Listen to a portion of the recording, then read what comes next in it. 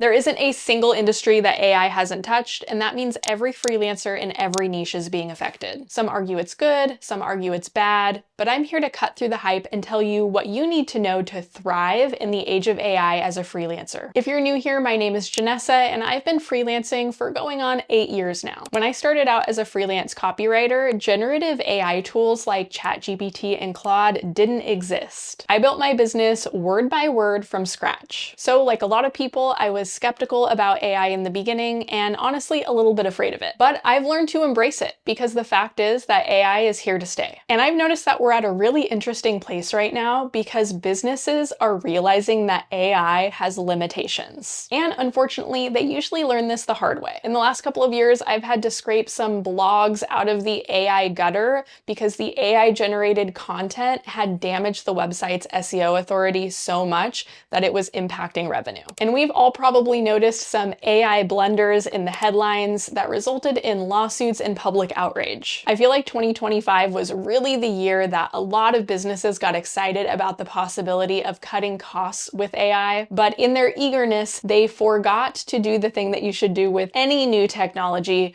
which is to understand its limitations. We know that AI hallucinates. It doesn't understand context. It cannot self-edit or truly understand human emotions. And the truth is that AI tools still need a highly skilled person at the helm to give direction and to edit the output. Yes, AI is valuable and it can save time, but not by fully replacing humans. This is what brands are learning in real time right now. And this is where we are seeing a huge shift for freelancers. In 2025, brands wanted to replace freelancers with AI. In 2026, they're looking for AI-supported experts. In other words, they want skilled service providers who know how to use AI to get better results and help them win. Now, I do want to acknowledge that there are still going to be late adopters. So these are the businesses that maybe have been fearful of using AI or they just haven't gotten around to it yet, but now they can see that they risk falling behind their competitors if they don't start integrating it into their business. They are also looking for someone who can leverage AI to help them win. Both of these scenarios are huge opportunities, and the vast majority of your clients fall into one of those two boats. Either they have used AI and they know they need to get smarter about how they're using it,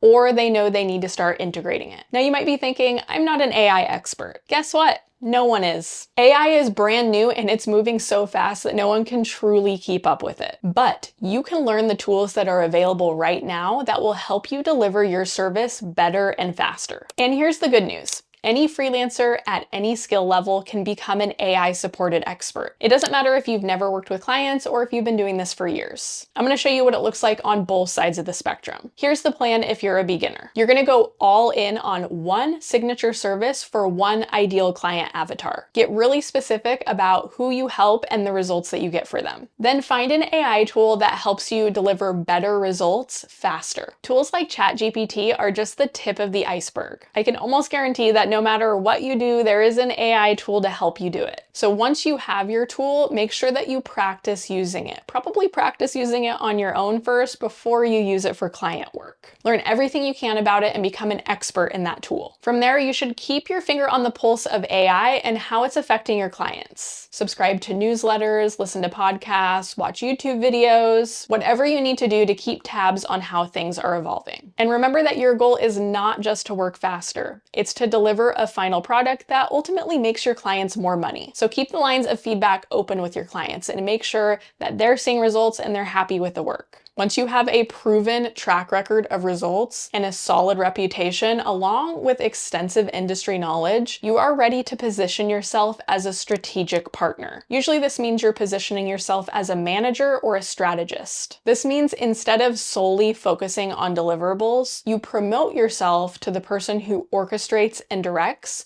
using AI as your assistant. AI takes the small tasks off your plate so you can free up your headspace for higher level work. This is what I mean by helping your clients win. You can give them the power of you plus the power of AI. And I also wanted to point out that this is a smart approach to take if you notice that your clients might be about to make a mistake and put a little bit too much trust in AI. Why not pitch a service that puts you in the driver's seat of how they implement AI and making sure that you protect the integrity of their brand and everything that you have helped them build. If you've been working with them for a while, you probably have the expertise to do that. This is what I did. So after several years offering copywriting and social media management services, I had worked with my clients long enough that when their business grew and needed more marketing support, I was the one who was able to step in and fill that role. And that's when I really started using AI like my assistant. So I use it for tasks like brainstorming content ideas and organizing the content calendar, summarizing meeting notes, and writing internal emails. I even recently used it to write some basic website code for my client store. These are all things I can do, but by using AI to do them, that frees up my time and my energy to focus on strategy and managing the campaigns. I'm also constantly trying out new AI tools for my clients. I feel like almost every week one of them sends me a new tool to try out. Notice that I am not using AI to write public-facing copy